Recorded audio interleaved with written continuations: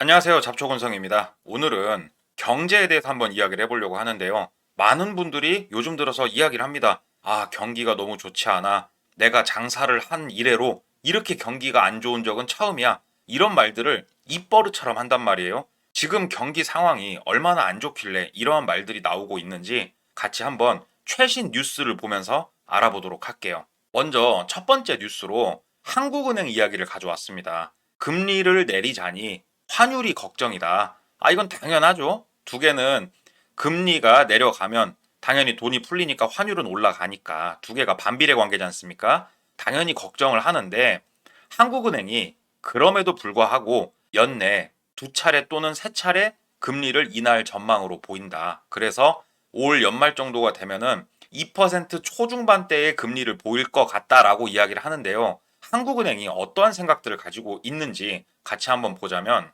지난 2일 날 기재부에서 경제 성장률 발표를 했는데요. 전망치가 1.8%로 집계가 됐단 말입니다. 이게 작년 11월에 한국은행에서 집계를 했을 때는 1.9%였어요. 1.9%도 말이 많았습니다. 왜 그러냐면 2%가 무너졌기 때문에 그만큼 지금 내수 시장이 좋지 않다. 경기가 좋지 않다. 이렇게 알 수가 있었는데 딱 25년도 올해 들어서 보니까 여기서 더 빠진 거예요. 1.8%. 이 말이 뭔 말이겠습니까? 뭔가 돈을 풀어서라도 내수를 부양해야 된다. 경기를 부양해야 된다. 이러한 필요성이 지금 느껴진다. 이렇게 볼 수가 있는 거고 소비 심리가 지금 엄청 위축돼 있어요. 뭐 경기도 그렇고요. 정치 상황도 그렇고 뭔가 내가 새로 투자를 하기에는 매우 불안정한 시기지 않습니까? 내수 전망이 지금 굉장히 좋지 않습니다. 그러다 보니까 이러한 경제 성장률이 나온 거고 대외 신인도 외국에서 바라본 한국 제가 어저께 올린 영상을 보시면 알겠지만 세계 10대 안에 들어가는 위험 국가입니다. 분쟁 국가예요. 이러한 상황이다 보니까 대외 신인도도 하락을 하면 외국에서 들어오는 돈이 줄어들잖아요. 많이 줄어들어요. 그럼 어떻게 되겠습니까? 아니, 돈이 마르는 겁니다, 국내에. 이러한 위험성이 있다 보니까 내수적으로 뭔가 끌어올리기 위해 또 돈을 풀어야 된다. 이러한 또 의견도 있고 트럼프 리스크가 이제 가장 커요.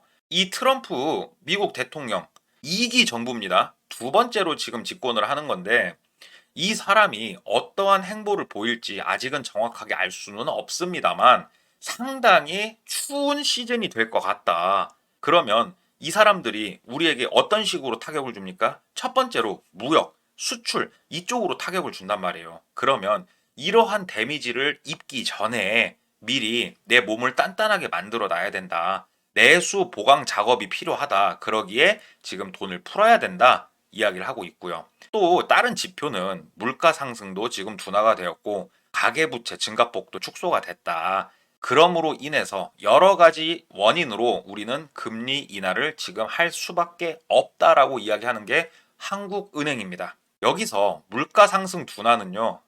더 이상 올라갈 수가 없을 정도로 많이 올라서 그렇고요.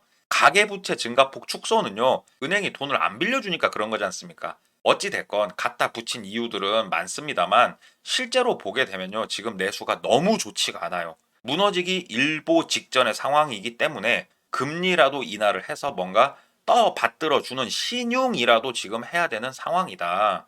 그런데 어찌 됐건 이래서 금리 인하를 하면 어떤 현상이 벌어집니까? 당연히 환율이 폭등할 가능성이 굉장히 커집니다. 지금도 억지로 누르고 있거든요. 천문학적인 돈을 거의 무제한으로 쏟아 부으면서 누르고 있는 게 현재 환율인데 환율이 1,500원을 넘어갈까 말까 고민하고 있는 그런 수준이죠. 이러한 문제가 발생할 게 뻔히 보이기에 한국은행은 고민을 아주 깊게 하고 있는 거고 미국 연준의 일정도 지금 굉장히 중요합니다.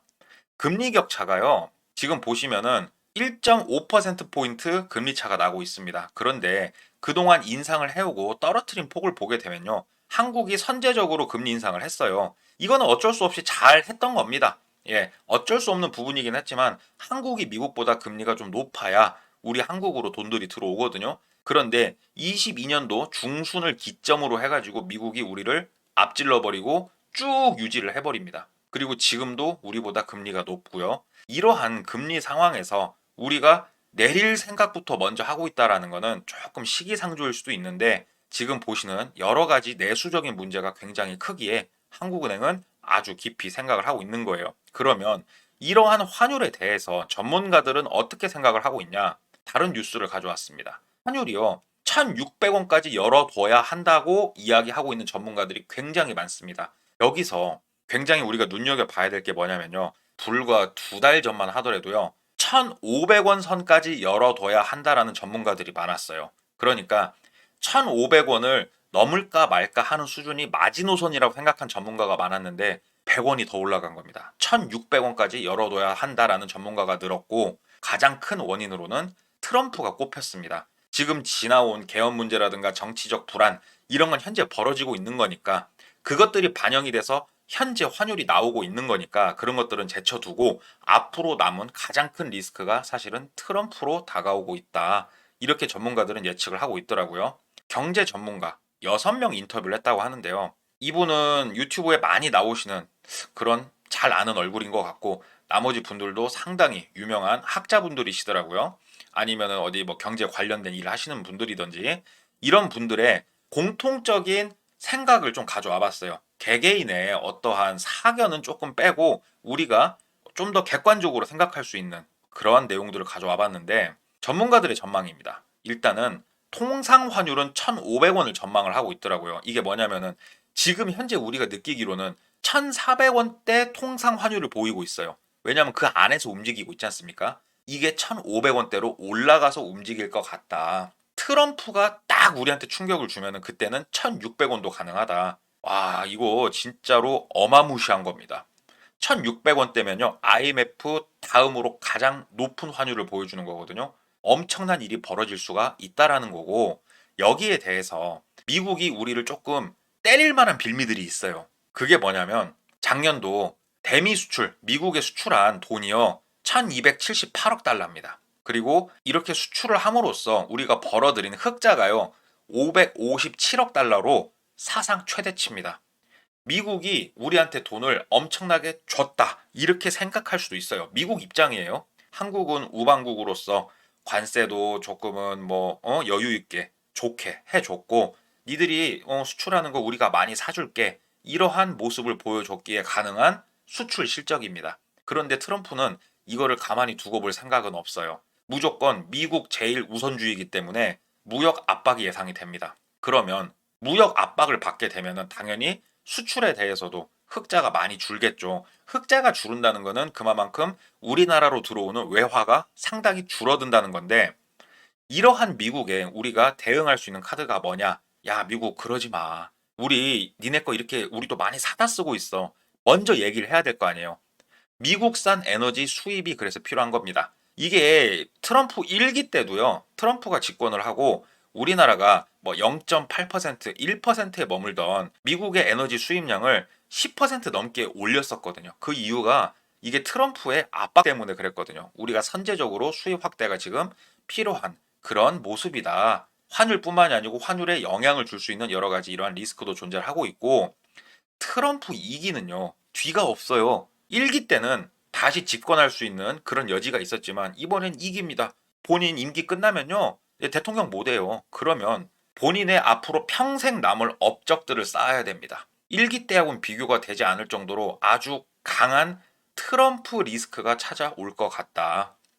엄청나게 강한 강달러와 우리가 예측하지 못하는 관세 등이 리스크로 다가올 건데 이런 것들에 우리가 선제적으로 대처를 해야 되고 대처를 하기에는 지금 현재 상황이 많이 어렵다 이렇게 판단을 하고 있는 거고요.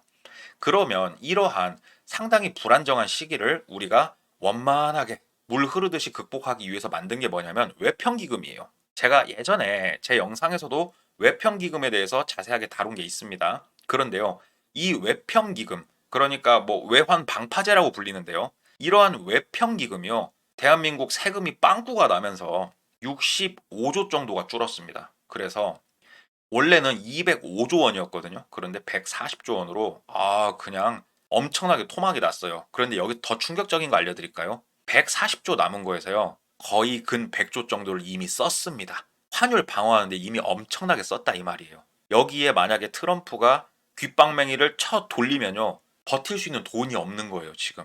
그러니까는 1,600원도 가능하고 어떠한 다른 전문가, 이 뉴스에서 나오지 않은 다른 전문가 분께서는 이 이상도 가능하다고 보는 전문가도 있더라고요.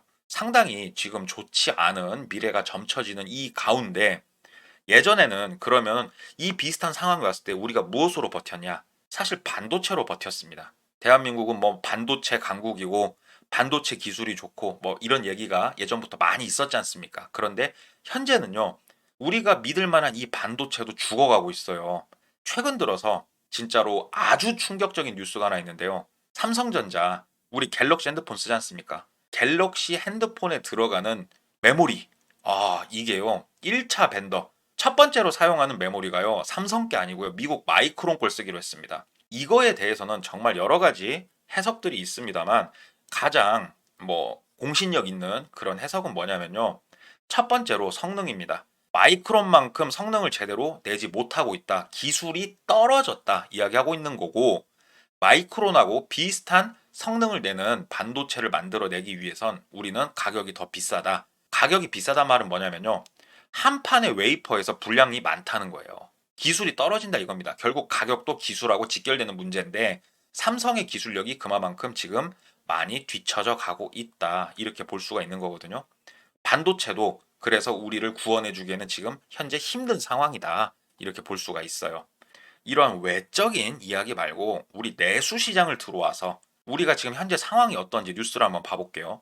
가장 먼저 경기 침체의 신호탄. 이게 뭐냐? 보험 대출입니다. 보험 대출이 지금 역사상 최고액을 찍을 것 같다라고 이야기를 해요. 지금 23년도에 최고액이 한 71조 원 정도 됐는데요. 24년도께 지금 집계가 다 안 끝난 것 같더라고요. 24년도 집계가 끝나면 71조 원을 넘어설 가능성도 굉장히 크다고 합니다. 그리고 더불어서 해약률도 역대 최고치를 보이고 있대요. 해약을 한다는 건 뭔 말입니까? 그만큼 지금 급전이 필요한 사람이 많다. 급전이 필요한데 손해를 감수하면서도 급전이 필요한 사람이 많다. 경기 침체 신호탄이 상당히 세게 왔다. 이렇게 볼 수가 있는 거고 신동아 건설 국내 도급 순위 58위랍니다. 생각보다 상당히 높은 도급 순위를 갖고 있는 중견기업이에요. 기업 회생 절차 시작했다고 합니다. 부도가 났다 이 말이에요. 건설사들 100위 안에 드는 대한민국 100위 안에 드는 심지어 중간 정도 하고 있는 건설사가 무너져 가고 있다. 이렇게 볼 수도 있고 우리 일상생활에 외국 계열 회사가 파고 들어버렸습니다. 한국 유통사는 지금 내수 직격탄을 맞아가지고 국내 산해하고 있는데 이때를 딱 틈타가지고 차이나머니가 지금 국내로 엄청나게 유입이 되고 있다고 해요. 이렇게 되면은 안 그래도 어려운 내수 시장에 우리가 돈을 풀면 풀수록 그 돈이 외국으로 빠져나가는 진짜로 심각한 악순환이 벌어질 수가 있는 거거든요. 이거에 대해서 정리를 해보자면 신용 영향 없고 대출로 안 잡히는 보험 대출이 최대치를 갱신할 것 같다. 해약률도 엄청나게 올라가서 최대치를 갱신할 것 같다. 이렇게 볼 수가 있고 반도체 산업도 굉장히 지금 좋지 않다. 규모가 있는 건설사도 지금 줄도산 나기 시작을 했고 가장 또 어떻게 보면은 조금 무서운 거죠. 중국 자본이 기회를 틈타서 들어오고 있다. 미니소라는 게 있답니다. 이게 중국판 다이소라는데 다이소에서 파는 물건들 대부분 국내에서도 만들지만 중국 제품들이 많이 들어온단 말이에요. 공산 제품 안 쓰는 나라가 어디 있습니까? 다 중국 거 공산 제품 쓰지. 그런데 중국 회사에서 중국 공산 제품을 들어오면 가격이 얼마나 싸겠습니까? 국내를 씹어 먹겠다 이겁니다. 오프라인 시장은 미니소가 들어오고요. 온라인 시장, 이커머스 시장, 우리가 쿠팡 같은 게 이커머스입니다. 알리, 다들 잘 아시죠? 테무, 이런 거 잘 아시죠? 이번에 국내 신규 법인 설립 완료했다고 합니다. 준비를 완료를 거의 다 했다 이거예요. 오프라인 시장, 온라인 시장 전부 다 지금 중국이 치고 들어왔다. 이렇게 볼 수가 있어요. 내수 시장이 급격하게 무너져 가고 있고 이 틈을 타서 진짜로 철저하게 밟으려고 중국 자본이 지금 들어오고 있다. 이게 바로 현재 국내 상황입니다. 환율 위험성은 진짜 자고 일어나면 계속 커져만 가고 있고요. 트럼프는 매서운 압박을 가할 것 같고요. 중국 거대 자본은 기회를 틈타서 국내에 흘러 들어오고 있고요. 우리 대한민국 기업과 국민은 서서히 무너져 가고 있습니다. 말라가고 있고, 어떻게 보면 희망이 안 보일 정도로 지금 심각한 상황인데요. 이러한 상황에 가장 필요한 게 뭐라고 생각하십니까? 금리를 낮춰서 유동성을 확보하는 거요? 그게 아니고요. 일을 잘하는 유능한 정부가 이럴 때 정말 절실하게 필요한 겁니다. 미국하고도 밀당도 하고 중국에 제재를 가할 건 가하고 사탕을 줄 건 주고 아니면은 뭐 다른 여러 가지 나라 국내 상황들 조율해가면서 이 어려운 시기를 잘 해결해 나갈 유능한 정부가 너무 필요한데 지금 정부 상황이 뭐 헌정 역사상 지금 거의 본 적이 없는 그런 일들이 일어나고 있는 와중이니까 얼마만큼 지금 상황이 안 좋은지 최신 뉴스를 보면서 한번 같이 이야기 나눠봤습니다. 좀 어떻게 좀 잘 풀렸으면 좋겠어요. 우리가 아무리 유능한 국민들이라고 해도 이러한 상황에서 정부의 역할이 없다고 하면은 이거는 답이 없는 거지 않습니까? 부디 하루빨리 정부가 좋은 상태로 말을 좀 조심해야죠. 좋은 상태, 일 잘하는 상태, 우리가 생각할 수 있는 상식적인 상태로 돌아갈 수 있기를 매우 간절히 바라면서 오늘 이야기 마치도록 하겠습니다. 오늘 이야기 유익했다면 구독, 좋아요 부탁드리고요. 아래 보이는 메일 주소로 여러분 일상의 수많은 이야기를 제보 부탁드리도록 하겠습니다. 저는 잘 준비해서 다음 시간에 찾아뵙기로 하고요. 이상 잡초근성이었습니다. 감사합니다.